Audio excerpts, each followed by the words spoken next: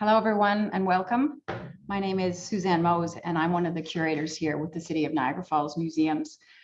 Before we get started with our program today, I'd like to just take a minute and offer the land acknowledgement. We choose to offer this at all of our programs here at the museum. The Niagara region of Ontario is located on the traditional shared territory of the Anishinaabe, Haudenosaunee, and Chinootan peoples. The Chinootan people have called these lands home for thousands of years, and more recently, the Anishinaabe and the Haudenosaunee have been sharing this land as one dish, one spoon treaty territory. For several years now, 5 or 6 years now, we've been really fortunate here at the museum to have several opportunities to meet regularly with our Indigenous community to work on a wide variety of programs and projects. And I just wanted to take a moment today to say thank you to all of our colleagues and friends in the Indigenous community for sharing their time and their knowledge with us over the years. I remember a few years ago, there was a gentleman here with us from Six Nations, and he was working with us on a cultural awareness session. And he taught us that day that everything, small or big, that we do to engage and include the First Nations, Inuit, and Métis community is something that can be considered as an act of reconciliation. And that really resonated with me that day. In fact, I keep the Post-it note beside my desk in my office. So my hope today is that this presentation may create a moment where there's an opportunity for you to increase your learning and somehow that we're going to help you in your journey to get from where we are now to where we need to be. So thank you all for attending with us on this very special first National Day of Truth and Reconciliation. I have one small housekeeping bit to get out of the way before I introduce our speaker, and that's just to let you know that we will have time at the end of the program for questions. So you'll see your Q&A function on your screen, and we will be monitoring Facebook. So you can ask us questions and provide comments there. And we also will be leaving the chat function open. So feel free to say hi to each other and chat amongst yourselves as we carry on with the presentation. So without further ado, I am honored to introduce our speaker, Richard Hill, today. Rick is a citizen of Tuscarora Haudenosaunee, the Confederation of Seneca, Cayuga, Onondaga, Oneida, Mohawk, and Tuscarora nations. He has been responsible for recovery of wampum belts from museums and historical societies, uncovering the history they carry and sharing these teachings so that lessons from history are not forgotten. Rick has worked for the National Museum of the American Indian, the State University of New York in Buffalo, Six Nations Polytechnique, and is now the Indigenous Innovation Specialist at Mohawk College in Hamilton. So welcome, Rick. You can join us now, and thank you so much for agreeing to be with us here today on this really special day and for sharing your knowledge with us. Thank you. I'll say Yahweh to all of the people who made it possible for me to come here. Let's thank you, and then send my greetings to everybody who's watching. We usually say Seguli or Scano or Sego. It all means hello, and that I'm really happy that you're able to come and join us today. I have some pictures to show you, things to talk about as I take you this journey of what wampum and treaties means to us, and then have some time to engage in some of that. So I'm just going to begin by bringing up my my PowerPoint, and we'll take it from there. Now, we're being asked on this day too to think about all of those children. This is a photograph from the Mohawk Institute. We don't know for sure how many kids went there, you know, anywhere between 10 and 15,000 kids, because it's the oldest residential school in Canada. And we're asked to think about not only those that attended, but those that never came back, and those that just simply disappeared. Some of them ran away, we never heard of them again. And we're learning a lot more about that. So we'll keep them in mind as we're talking about all of this, because in many ways, there's been an unfulfilled promise to these children, and we have to find a way that we can work through that. Broken trust is one of the ongoing legacies of the residential school. And I'm going to talk a little bit about that today, but also to look at what can we do to rebuild this sense of trust, particularly through understanding our treaties better. Well, for Indigenous people, crossing invisible borders is a part of our life. This was from a protest at the Peace Bridge in probably about 1930s, 1940s. A group of natives were wondering, how come we as native people in this land who lived on both sides of the border, now we have to be restricted by what either Canada or the United States says. But no matter what I do, every time I cross the bridge, my father is from Six Nations. He's a Mohawk. My mother's a Tuscarora from New York. So I grew up constantly crossing the bridge. But we now meet with these two forces that often question who we are. So in many ways, we're caught in the middle. It's so ironic to me because guess who built those bridges? But it was my ancestors. My dad even worked on one of them. But this idea then of who are we? Why do we have this special status? Why is it a constant question comes up? If you look at the U.S. Embassy site, they do recognize that there was a Jay Treaty in 1794 that provided certain kinds of guarantees of our right to cross the border. But since then, they put some stipulations on it. As we can see here, you now have to prove you have at least 50% degree of Indian blood in order to qualify according to their definition. One of the biggest problems we have is the Western Hemisphere Travel Initiative no longer recognizes the Haudenosaunee passport as a legal travel document. So it often causes trouble at the border. I used to say we're the only people who can decide how late you want to be at a meeting by how big an issue you want to raise at the border about your identity. We can say we're American, we're Canadian, we're dual citizens, we're North American citizens. But when you start saying, oh, I'm Haudenosaunee or I'm Tuscarora, it kind of tends to slow things down. But today we're going to take a look at what is a treaty. And yes, all of these are true. It is a piece of parchment in which words were written in French, English, or Dutch, or Spanish.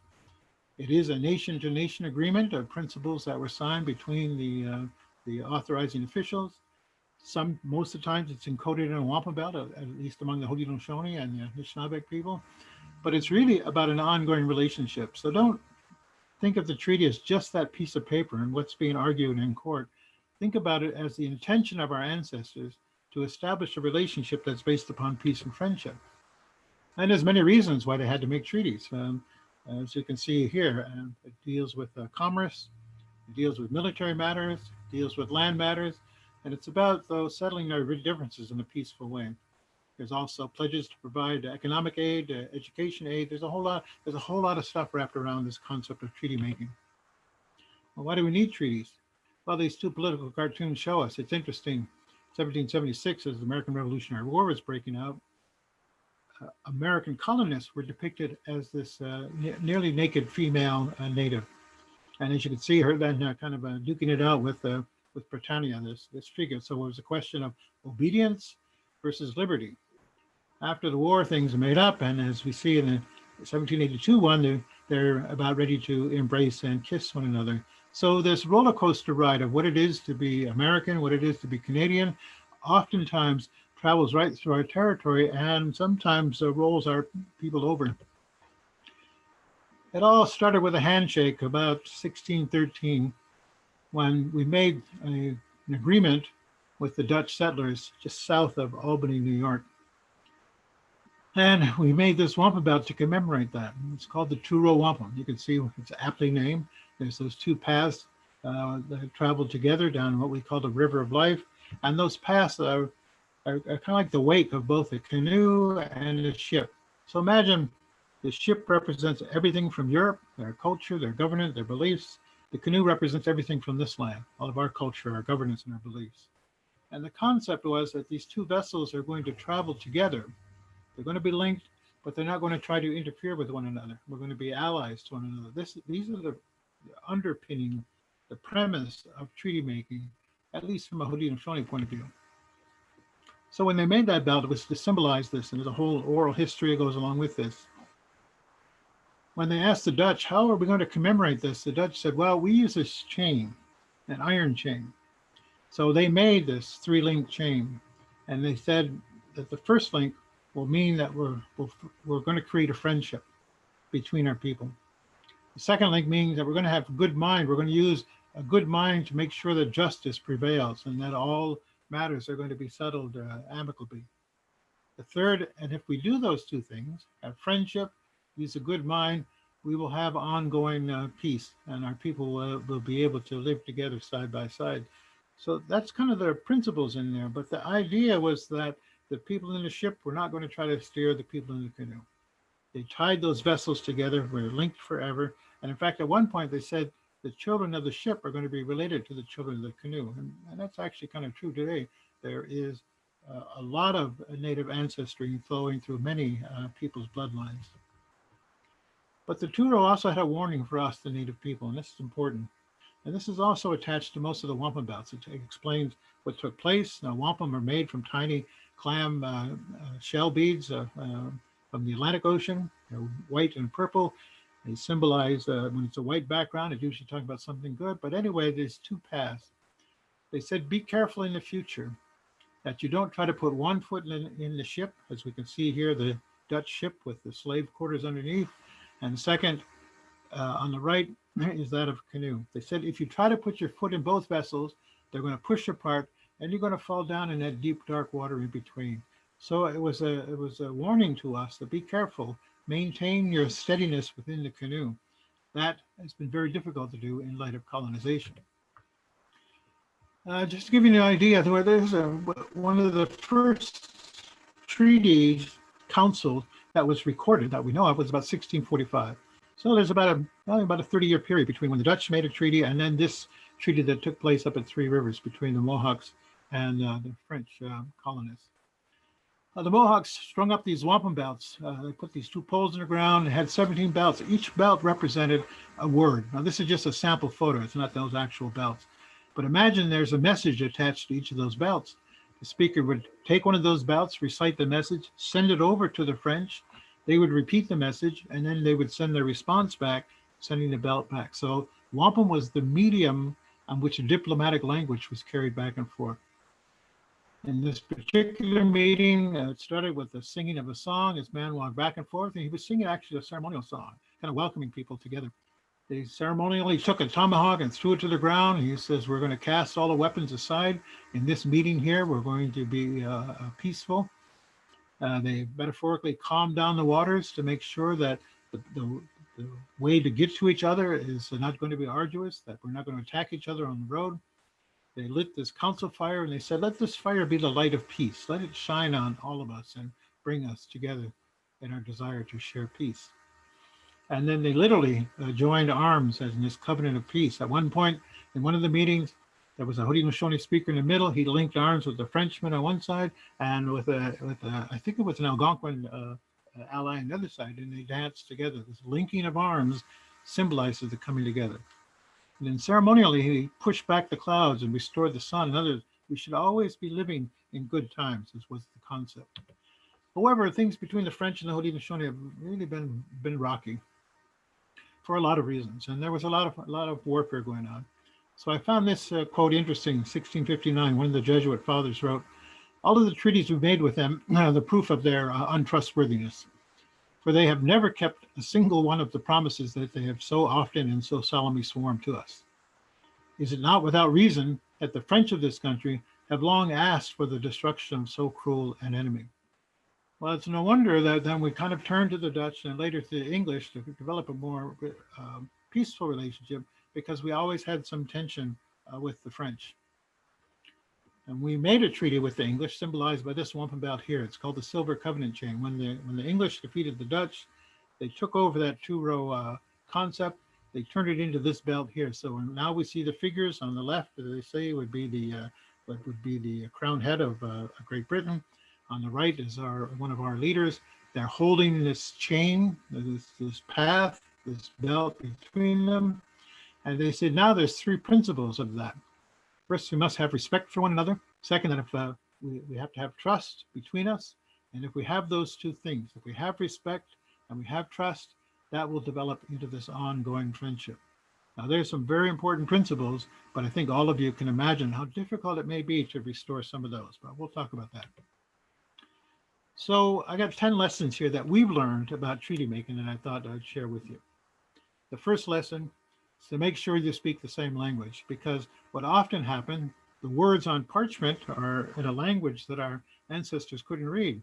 They put their symbol, which was usually their clan sign, on the bottom, sometimes just an X, but it makes you wonder, did they really understand what they were agreeing to? So sometimes we have to stop and be careful and read carefully and to say, even though it's written, it might not be true. You could also say, even though it's spoken, it might not be true. Somewhere in the middle is the reality of what a treaty relationship is. Because imagine, even back then, 1613, how did our ancestors speak to one another?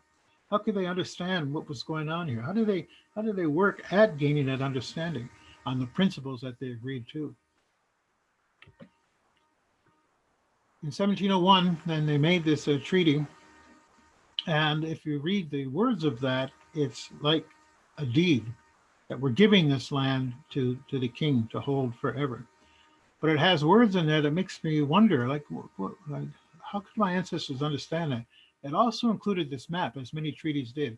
Now, I highlighted the purple line as best as I could to show you that the territory. So the 1701 treaty with Great Britain basically said that the king will protect this beaver hunting land of the Haudenosaunee. So can you see where we are over there between the two lakes? This goes all the way across past Detroit, all the way into Michigan and the Ohio Valley. That was a huge territory that was considered under British domain, but they were protecting it for us. What we say it's at, what we agreed to, is that we said the king could put his hand over this territory, and wherever his fingers touched down, that's where he could build a fort to help protect this land so that we could continue to derive a living from that land. So there was no argument about that, what the treaty says in writing, but when you compare that to oral history, there is a difference. Look at this island. Anybody know where this is? This is actually Navy Island. Chippewa is on the right-hand side, and Grand Island, where I actually grew up, is on the left-hand side. The Niagara River goes around it. What's this island got to do with our treaty rights? Well, we worked out an arrangement with Parks Canada that would allow us to go hunting out there because it's federal land. There is no hunting there, but it was being overgrazed by deer. But because of our 1701 treaty, called the Nanfan Treaty, we were able to go out and hunt. The treaty is interesting in itself because it has, again, this kind of a mixed blessing. There's words in there like quick claimed, to render land, or provide this conveyance, which I can guarantee you, there's no way you could say that in Mohawk or any of our languages. Some of the other explicit language, this treaty is written as if the Haudenosaunee are reciting this to the British officials.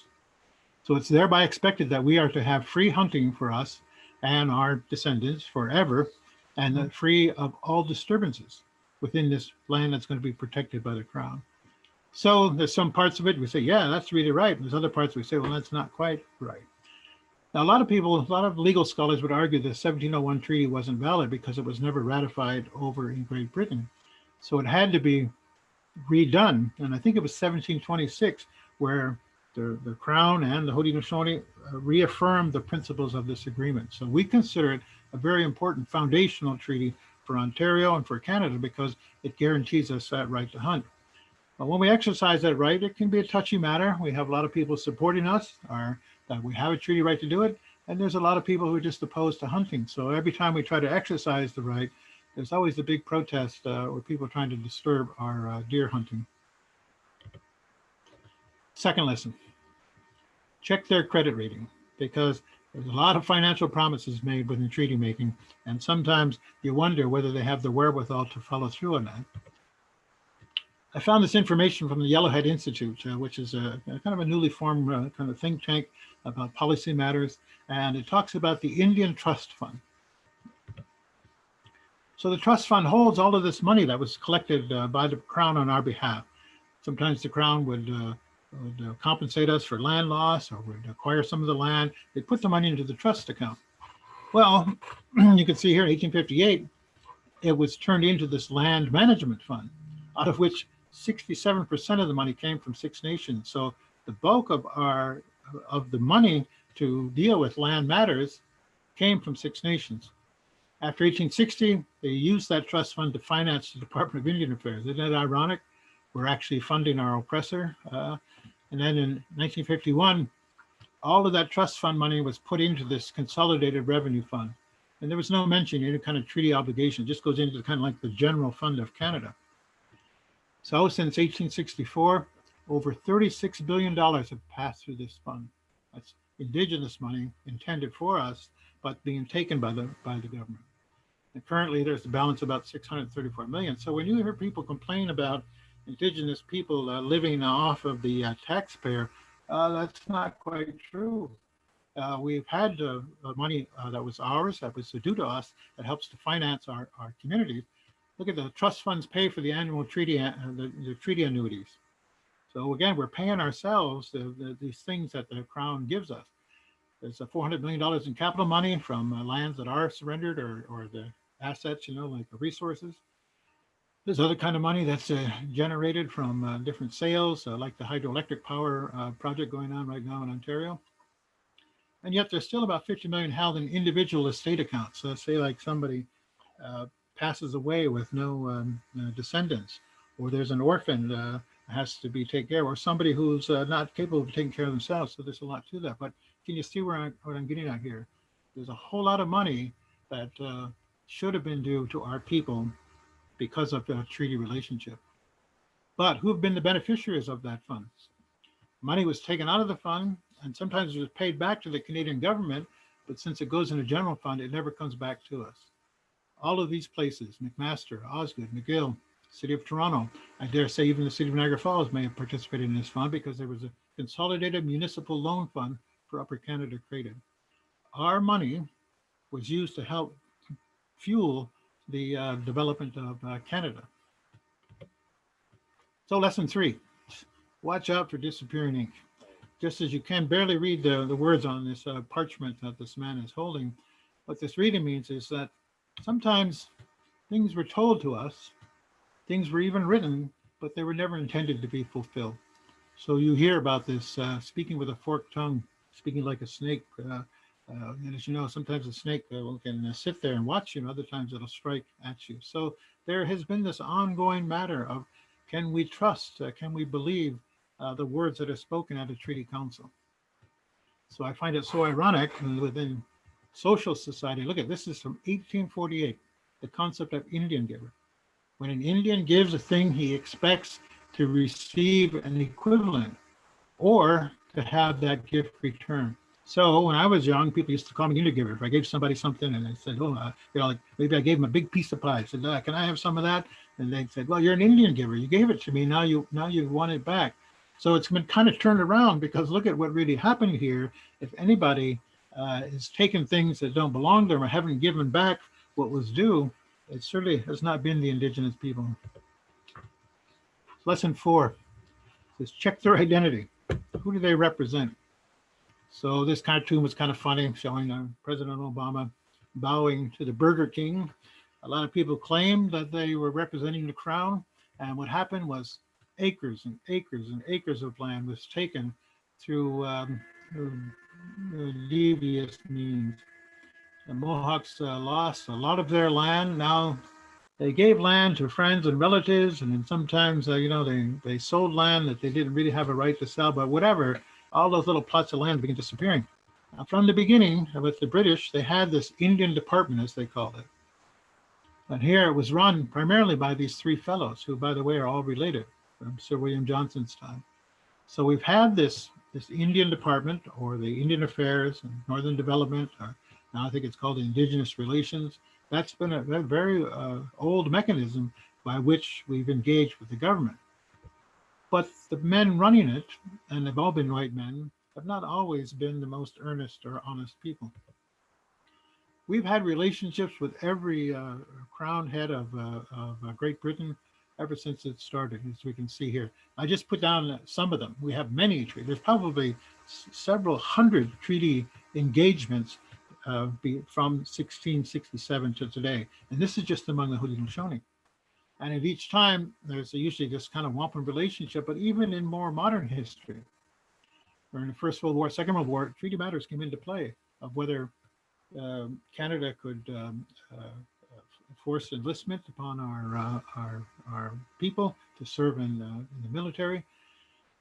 Elizabeth II is the only one in which we haven't had um, kind of a solid treaty relationship. She did in 2010 give these silver church bells to the Royal Chapel in Brantford. Inscribed on them said 1710 to 2010, the Silver Covenant Chain. And the press release said that it was in honor of the ongoing treaty relationship with the Crown. Well, she picked 1710. That's because that's when we sent some people over to meet with Queen Anne. She was the first female crown that we dealt with. But whatever, it was a kind of a subtle recognition. But ironically, that was the same year in which England denied our Haudenosaunee lacrosse team to travel to the World Championship on a Haudenosaunee passport because they said they didn't recognize our nationhood. So to put it, kind of resolve that whole matter of who do you represent, a royal proclamation was made in 1763. A lot of lawyers believe this is the foundation of kind of Indigenous law, Indigenous rights. It all derives back to basically, you can see the darker colony. What the king proclaimed is that nobody within those colonies can travel west of that proclamation line and take land without the king's permission. Now, it doesn't mean that we gave up all the land to the east of that line, but he's just saying he's trying to halt all of the illegal, secret, individual land dealings.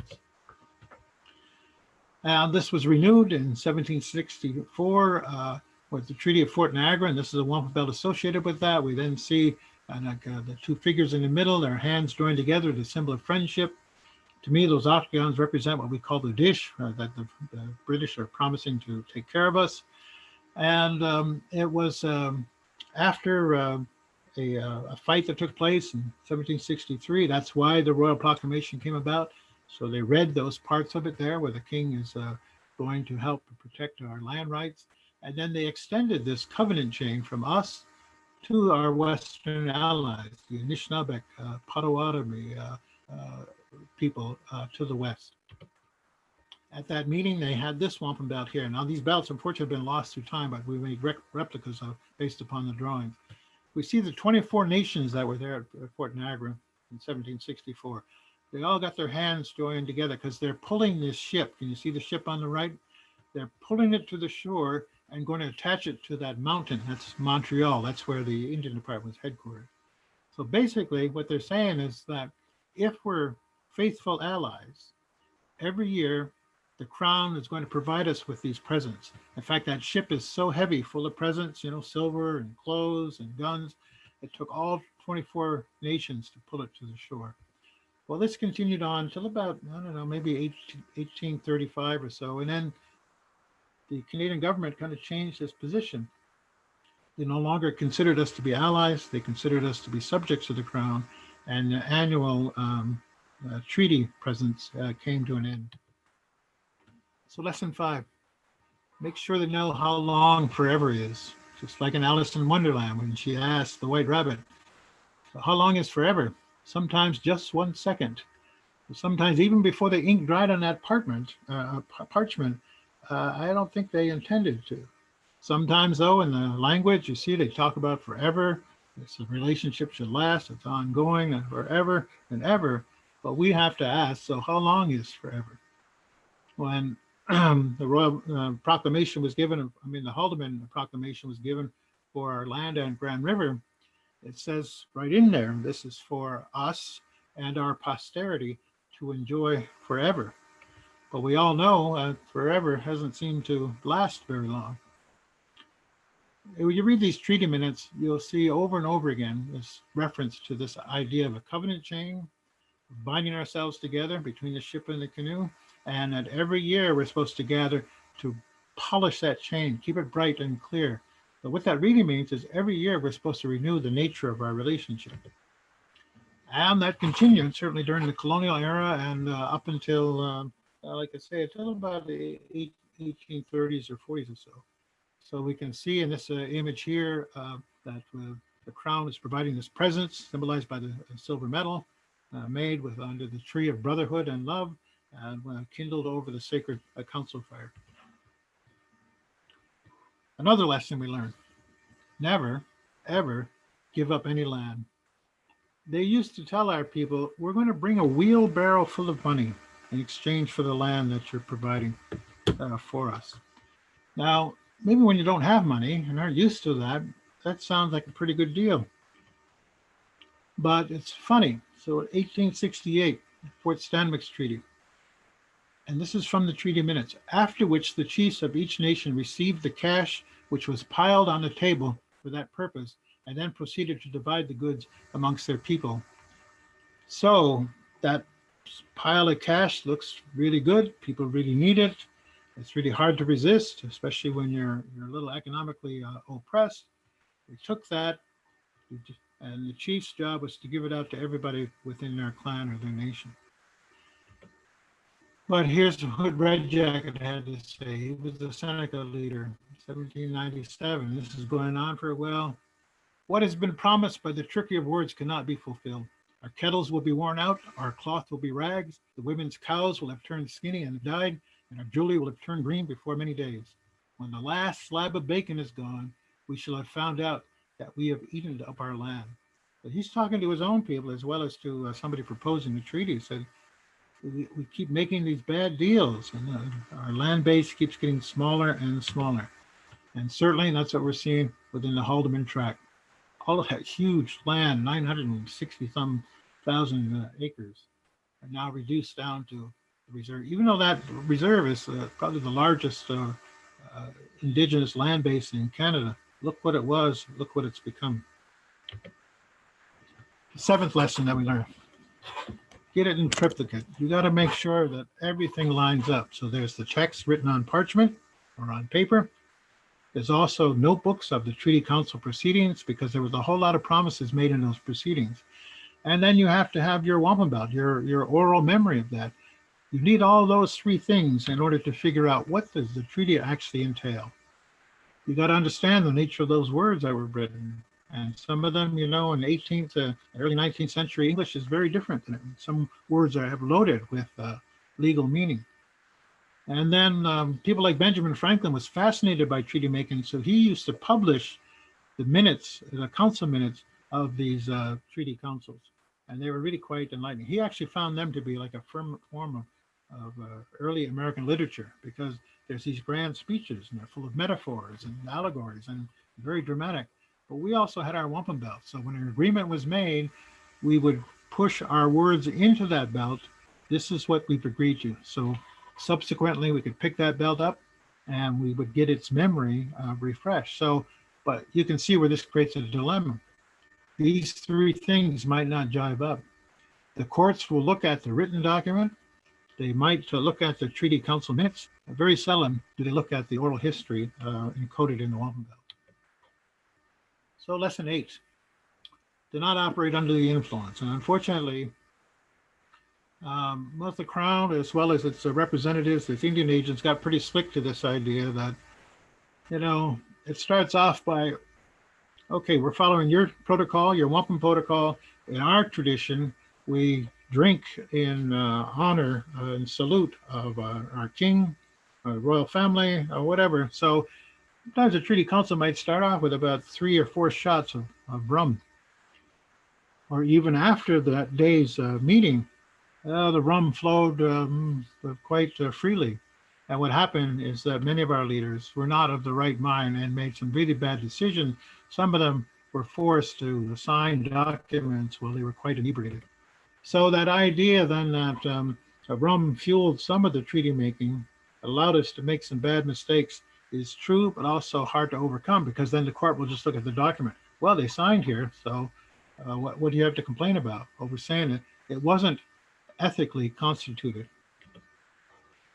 The 9th lesson we learn is that we have to insist on compound interest. And I say this because in some of our treaties, an amount of cash is stipulated, but because it was, let's just say if it said 5,000 pounds, there was no escalator clause, no cost of living clause, they only want to pay us that 9,000 pounds, even in today's dollars, which turns out is pretty minimal. But if you look at what 9,000 pounds was worth in 1784 and what it's worth today, its value increases through time.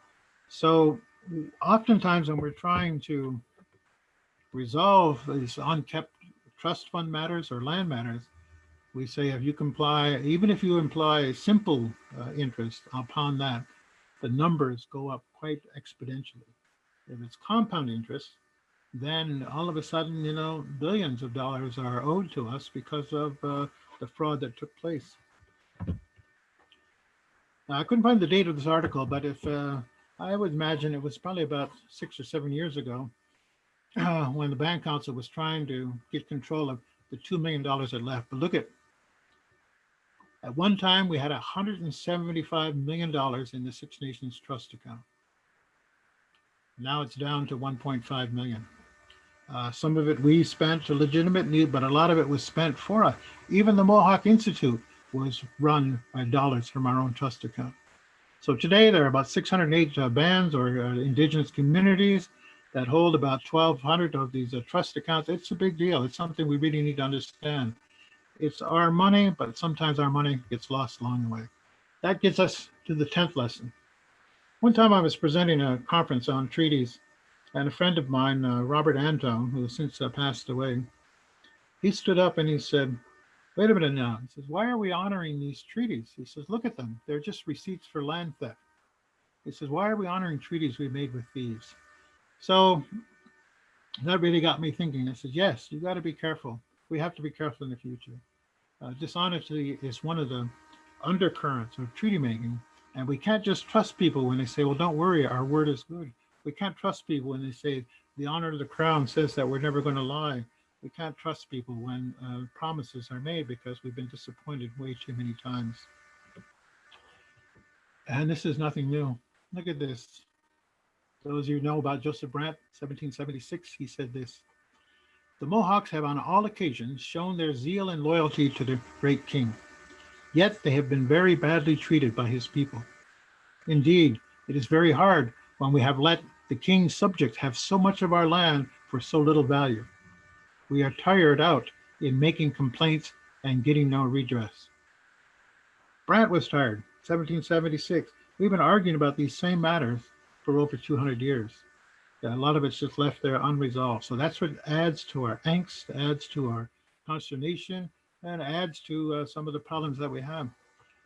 The other thing you have to remember, in addition to the crown, we also have this covenant chain treaty relationship with the United States. We kind of played them off against each other for a little while, but now we're trying to resolve all of these matters. The President, George Washington, actually commissioned the making of this wampum belt. It's the largest one, like all things American, bigger the better. Shows the original 13 colonies standing together in peace and friendship with the people of the Longhouse. That's what Haudenosaunee means. We see them gathered together around our culture and our law. Every year, some bureaucrat down in Washington fills out a requisition for muslin cloth to be sent to the Haudenosaunee.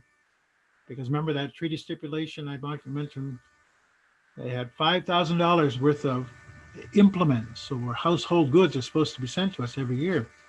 Well, there was no escalator on that, so every year they order $5,000 of this cheap muslin cloth. They send it up to us, and it's both kind of funny and kind of ironic, but also kind of important. So everybody among the Haudenosaunee, at least on that side of the river, has some treaty cloth. Now the cloth is not worth anything except it shows the treaty is still valid because the cloth keeps coming up as a treaty obligation. In the 1920s, this fellow here in the middle, his name was Levi General. He was a Cayuga chief. He went over to Geneva, over to England, trying to get the Haudenosaunee to present their case to the new formed League of Nations. You can see them holding these two belts that I showed you, the two-row and the covenant chain belt. He also has this pipe that is smoked at the Treaty Council. Well, he was unsuccessful in getting in there and even unsuccessful in trying to get our case presented to the nations of the world, because England, Canada, the United States, they're pretty powerful brokers on the international arena. So what do we do today? What's going on now? That chain in the past has grown quite rusty. It's almost, some people believe it's broken. These treaties are no longer valid because the crown hasn't kept up its end. What do we do with all of this stuff? Well, I found this cartoon kind of funny, but maybe telling. It says, first, can we agree that it's a big backyard? Can we agree there's a whole lot of land here? Can we agree that the land that indigenous people want is pretty minimal when you compare it to the whole picture? And that we need to stop fighting over this, what some of these documents say, and really look at our allyship. The indigenous allies need some help, economic help. They need some more land. They need a whole lot of things to just to bring us up to a kind of a common level of interest, standard of living. In 2016, the Haudenosaunee leadership went down to Washington with that George Washington Covenant belt to repolish the chain, ironically in the treaty room in the White House. And the Americans reciprocated. They offered those words that were given when the belt was made. We're looking for this kind of thing to happen here in Canada, that our leaders need to go to the Governor General and repolish the chain, renew what the two-row and the covenant chain. It was done back in the, I think, the early 1980s. That was probably about the last time. You can't have a treaty if you don't renew its relationship, if you don't understand what it is. So we got to find a way to do that. I found this, there was a Wampum Belt site, Wampum Belt Teachings, and it's suggesting that we might be able to use the two-row as a framework for decolonization, reconciliation. But maybe it's a framework for people to people, just like this talk we're having today, this session. Maybe our governments will never agree on these matters. Maybe it's too complex. Maybe the bill is just too high. But we can start building constructive relationships. And in this day where we're asked to reflect, I was watching TV this morning, and there was a Native woman on there saying, we've had enough reflection, now we need action. And that got me thinking, it's true, we need to find different ways of doing things, because otherwise treaties could be the definition of indigenous insanity, according to Albert Einstein. We keep polishing the chain over and over again, expecting a different result, but we keep getting the same thing. It's still a busy signal. We don't seem to move this forward. So in order for the covenant chain, in order for the treaties, in order for the two-row to have some real meaning, we have to find new ways to present, to look at that. So we have some time to kind of take a look at some questions and continue more of a dialogue around this thing. I hope you found this a little insightful, a little bit tongue-in-cheek, kind of making fun of that, but these are serious matters that we've learned from. So I would welcome any kind of a question you may have.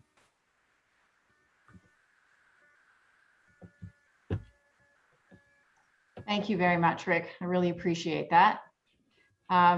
This is a time for any of you that do have questions to go ahead and post them to our account. We do have one question right now coming in from Karen, wanting to know what was the result of going to Washington in 2016? Well, unfortunately, not much. At least it's a start. And if you don't maintain it, what we fear during that time is we're not going to make much progress until there's a new president. Now that President Biden is there, there's been more attention. We've been meeting more. And he appointed a Native woman to be the head of the Department of the Interior. So we're trying to arrange a meeting with her to say, let's take a look at our treaty obligations. So it's every year the White House has a gathering of what they call tribal leaders. There's one coming up next month. So the dialogue is there, but when it really comes down to action, will they recognize our nationhood? Will they recognize the Haudenosaunee passport? Will they provide for the lands that were illegally taken? Those are always still big questions on the, but at least they're on the table and we're discussing them. Before, when our chiefs here went up to the Governor General, it was just kind of a ceremonial meeting, like all things there, that it's presented and it's shared and it's acknowledged. But as the Governor General will tell us, well, they have no authority over Canada. They can't tell Canada what to do. And that then when they send those matters over to England, England says those are domestic matters. They want to get engaged with that. So we kind of get the runaround on some of this stuff. Thanks, Rick. We have a comment from Amanda. She says, this is not a question, but I just wanted to say thank you for such an insightful talk. And another question coming in from Barbara asking, Mr. Hill, do you believe it is the sole responsibility of the federal government to advance these issues of treaty, or does it involve others? How can we help? It involves all levels of government, but I think all community organizations, citizens, that you know, the one funny thing about government, they do pay attention to how many letters they get, how many emails they get, what's going on with social media. So you have to make your presence known persistently and try to mobilize people to begin to address some issue. And eventually, I think they'll come around it. You notice there was very little discussion about treaties in the last national election. There was some discussion about Native rights and about residential schools, but a lot of people are frankly just too afraid to talk about treaties. So we got to kind of regularize that, having more discussions among yourself, trying to come to one mind with some Indigenous allies about how to proceed forward. Thanks, Rick. We have a question from Grace. How can we support greater allyship? Well, you have to be the ally. You have to be the solution. And that means spending a little bit of time doing more homework. What happened to the people that used to live on the land where you live? Engage with the Native organizations within your a day's car ride. I also find paying attention to what's going on with Indigenous studies programs at the universities did quite helpful. And now with Zoom, you know, we can actually do more. So try to participate as much as you can. It's like anything, you got to do your homework, and then try to get a perspective on things on the matter. Great. We have a question from Cheryl. Or a comment. She wanted to say that it was helpful to learn where the term Indian giver came from. Yeah, it's so ironic. We get called a lot of names, but that one has always mystified me because it's always still used kind of against us. You know, that, well, you're an Indian giver means we're trying to take back something we gave. Well, in this case, we didn't give some of the land that was taken. We never gave permission to spend the trust fund. So we're asking for what is rightfully ours. Yeah, I found that really interesting myself. We have a comment. It says, Rick, are you a lawyer? ? Excellent talk. No, I think if I was a lawyer, I would have been disbarred by now, but I do. Some of my best friends are lawyers. I spend a lot of time talking with them about these matters. And we have a comment from Aaron. Every question that I've had so far, you've already answered. So thank you for that. I'm a teacher and wanted to know, is there a possibility that this recording will be available as a resource? So I can answer that. Yes, we will have this recording available on the museum website. So you'll be able to access it. Another one here, from Anne, I agree. Wanted to know, is there a recorded version of the presentation that she might be able to share with educators and with students? We have a comment from Barbara, thanking you for the informative talk. And after hearing your comment on the influence of power of Canada's Governor General, what are your expectations of our current Governor General? Yeah, that's a very interesting dilemma. Why is there even a Governor General if they have no authority? Why is the picture of the Queen in every government building? Why does every government employee have to pledge an oath to the Queen across the ocean if there isn't a kind of a superior role of the Crown here in Canada? So I think it just takes certain nerve and resolve of the people in the Governor General's office, the Lieutenant Governor's office, to begin to pursue the deeper meaning of that. And I have to say, in Ontario, the Lieutenant Governor has really tried hard to gain a broader understanding, engage with more people, and do more things to try to build the nature of this relationship. And so we also have to kind of support those efforts.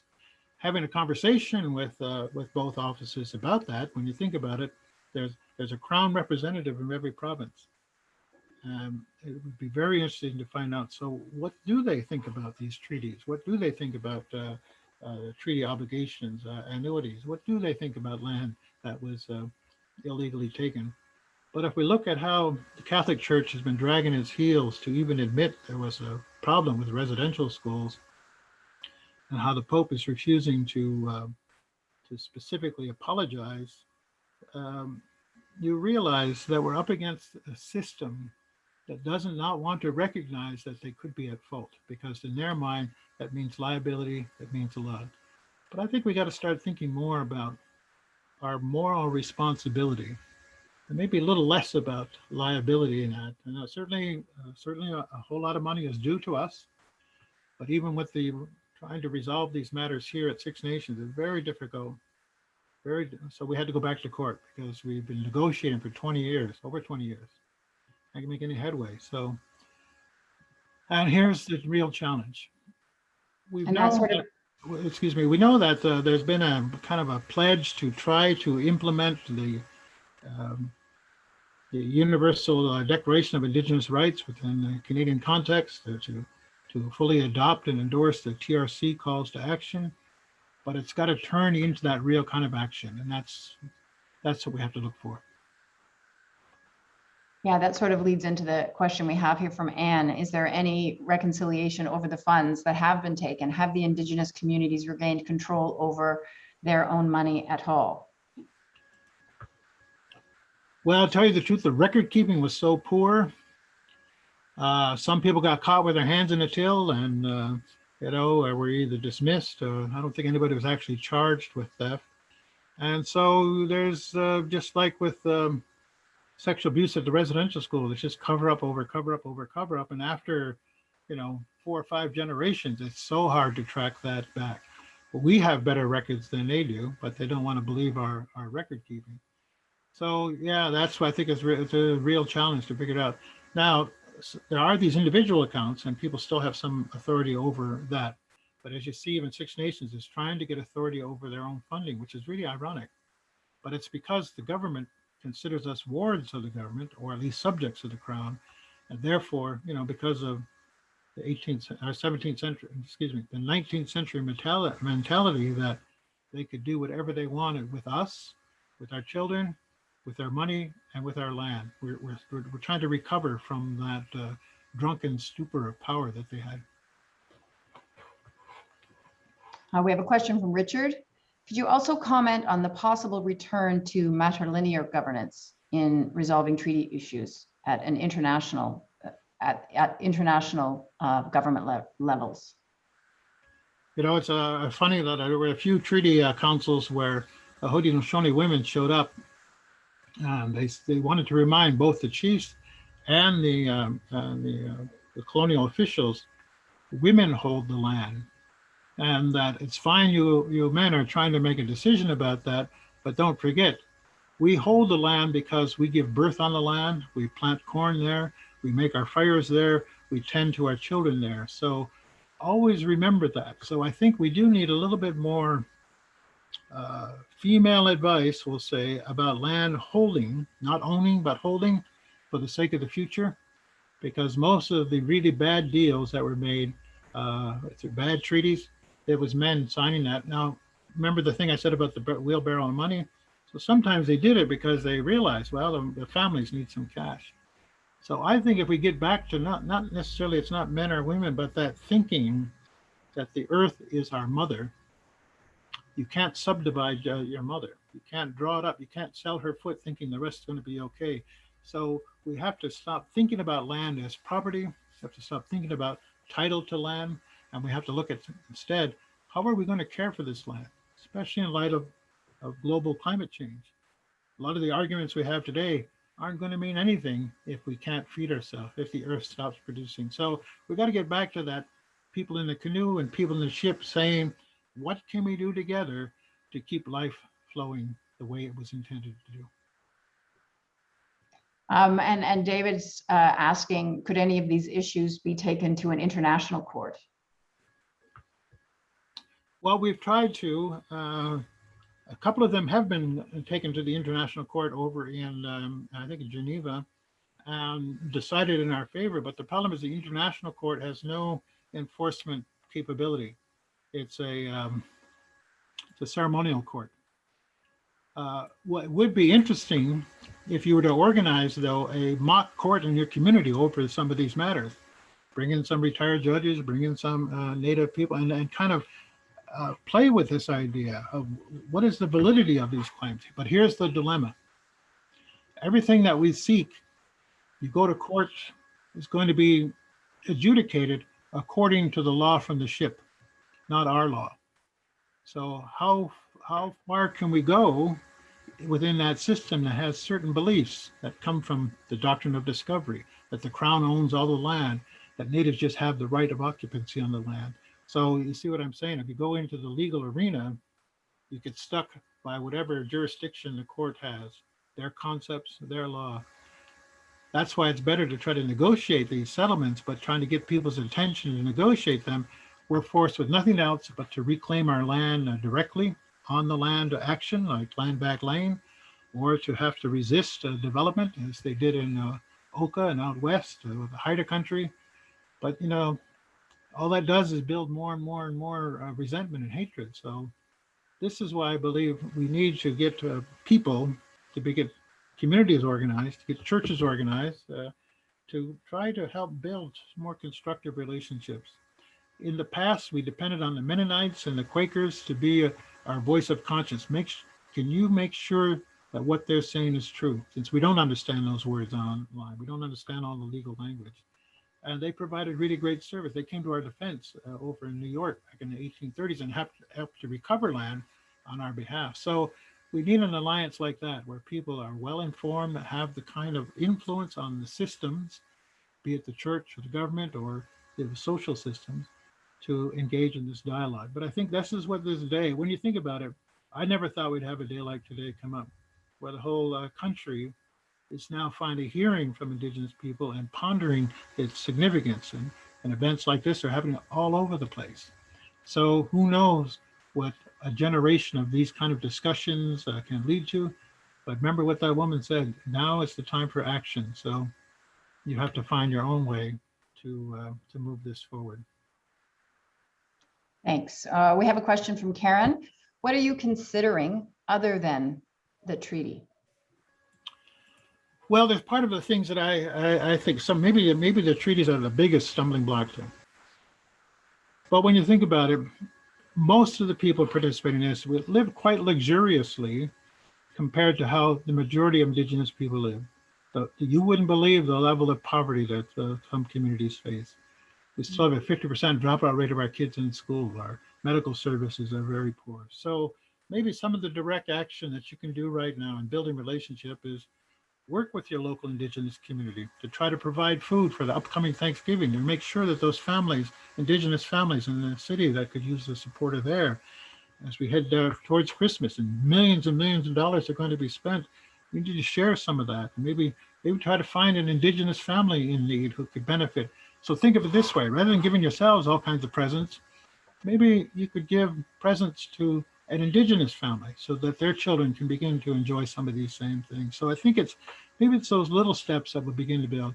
We have a great need to come up with more housing in our communities, a great need to come up with foster homes, because, despite the residential schools coming to an end, the taking of our children hasn't stopped.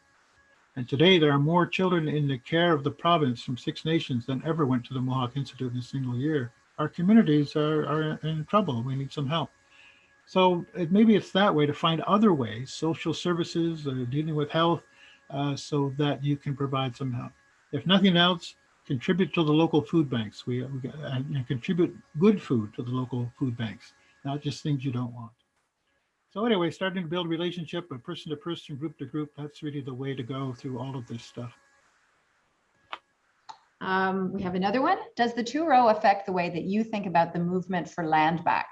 What are the roles of both settler and Indigenous peoples on this?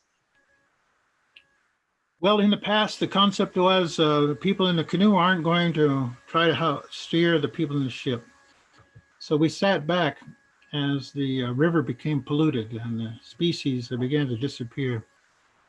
We can no longer stand back. We need to say that the ship needs a better consciousness about its relationship to the earth.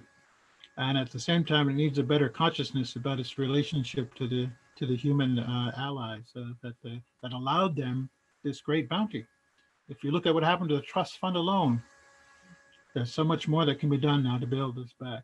Unfortunately, every generation since I've been alive, we've had to get out in the middle of the road and stop the bulldozers and put up roadblocks, and do all that kind of stuff. And But in the end, nothing changes there. We get temporary attention, some dollars flow, but what I'm really talking about is how do we build constructive relationships where we say we care about each other so much, we're not going to be forced into violence in order to resolve matters. Michelle, what would be involved in changing our legal system to accept oral histories? Well, maybe I kind of overstated that because the Supreme Court says you do have to factor in oral history and looking at that, and they have several times. What it really means is we have to make sure we have very good oral historians. Many of these wampum belts that I showed you were taken from our communities, and some were taken for over 100 years. So we're trying to recover them, trying to relearn our story, try to teach it to our young speakers so that they can say, this is the story of that belt. So we have a big program to do in recovering that knowledge. Otherwise, time may come and somebody will put that churro out on the table and say, what does this mean? And everybody will just sit there and look at themselves. So we have to work very hard to make sure the oral history is continued, that it's complete and authentic, and that way it's reliable. So hopefully we can build that capacity because, you know, there are more and more of our young people learning our language, more and more care about our history than I've seen in a long time. So I'm really quite optimistic about the future in one sense, that we're building the capacity on both sides to address these matters. But because I'm so old and have been caught in that quagmire of distrust, some days I wake up and just shake my head and saying, you know, I shouldn't waste my time with another Zoom. I should just go to Walmart and buy some bad food. We have a question from Jonathan. My ancestors settled on what is now Waterloo region on the Haldimand Tract. How could Mennonites, such as myself, continue the conversation about our shared need for land use? Well, you know, we've been engaged with the Mennonites in conversation. I've presented to many of the indigenous interest groups that they have. We tried to put together a Mennonite plan for, think of this way, if the Mennonite churches ever get, I don't know what you call it, say they're going to close the church. So what we asked is that that land should come back to the Six Nations. There could be a token payment, but the idea is that there has to be some land coming back. But the second thing we started thinking about, well, maybe then we can use this land to create this joint learning space. The third part is maybe we need a cooperative agricultural agreement where you're helping to grow food for Six Nations. So I think there's some possibilities that we can do that. If you take the best of Mennonite skills, and in many ways, some of the Mennonites actually live on the land more indigenously than a lot of the indigenous people do. Take care, bring that together with our earnest interest to remain being indigenous, and maybe we could build some very interesting collaborations in the future. Thank you. Shauna wanted to know if you could talk a bit more about the dish with one spoon wampum. Yes, I don't think I showed that there. It's a white belt, and in the middle is this purple figure representing the dish. And the concept is that the earth, our mother, is like this big dish. And inside that dish is everything you need to be healthy and happy. There's all kinds of food in there, medicines there, the trees, the water, the plants, the birds, everything's in there. And all that Mother Nature asks of us is to only take what you need for the moment. Always leave something in the dish for other people. Respect their right to take from that dish. Keep the dish clean, and then don't waste things that you take from the dish. So those four very simple principles, if we apply that to our backyard, to our communities, to our shared woods, streams, it has a bigger meaning. Right now, you cannot eat a fish from the Grand River near our community. Our people, my dad's time used to depend on that. But the fish, the water's so polluted, you wouldn't want to eat that fish. So we've got a long way to go to begin to recover that. So even if you're working on ecological restoration, you're working on building an indigenous relationship. So it's things like that. The concept of the dish is to share what's there. So we could think about that too. What do you have that you could share with indigenous people?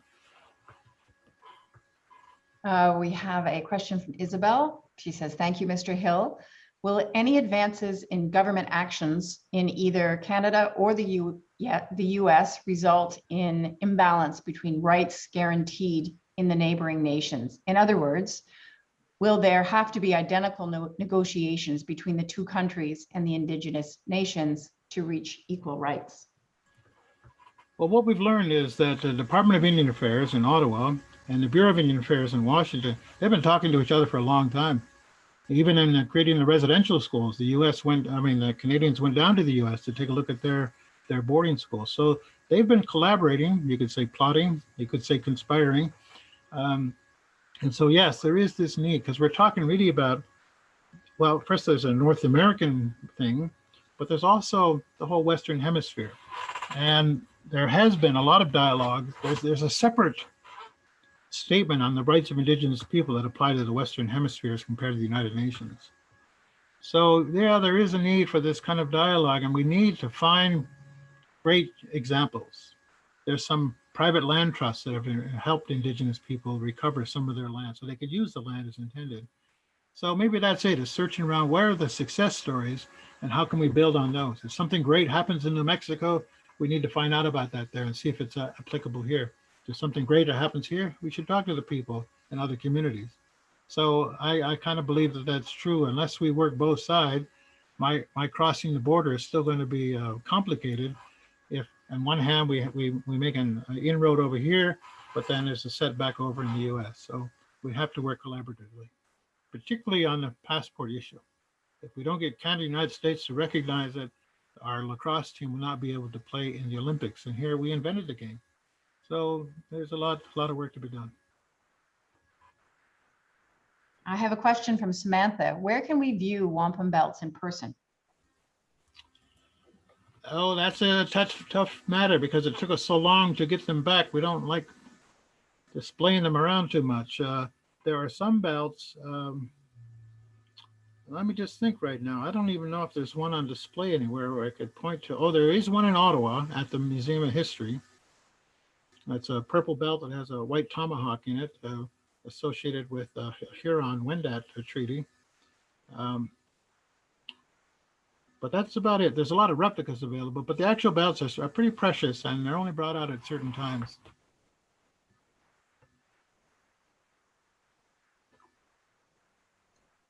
Okay, there are so many comments coming in with thank yous and appreciation for sharing your knowledge and your time with us today, Rick. I do have one more question here from Monique. Who can we get in touch with at Six Nations in order to help a family and or the community? What I'll do is I'll get together a list of contacts and send that back to the museum, and you can make that available to people, because that's really important. You know, there is like the food bank, but there are other people, particularly in the social services, who would be more knowledgeable about that. So I'll get that contact list for you. But don't forget, there's also these regional Indigenous centers. There's one in Niagara, there's one in Fort Erie, and it's oftentimes you can make contact through them to provide that as well. Thank you for that, Rick. We'd be happy to have that information come to us, and we can share it on our website. And I just wanted to also remind everybody that this video will be available through the museum's website. It'll live on our YouTube page. So there was a lot of amazing information that you shared with us today. So I'm sure it'll be worth rewatching for many people out there. And I don't think I have any more questions. Just like I said, lots and lots of thanks coming in through the chat function. And a huge thank you from me to you on behalf of the museum for sharing this really special day and your time with us. It's very much appreciated.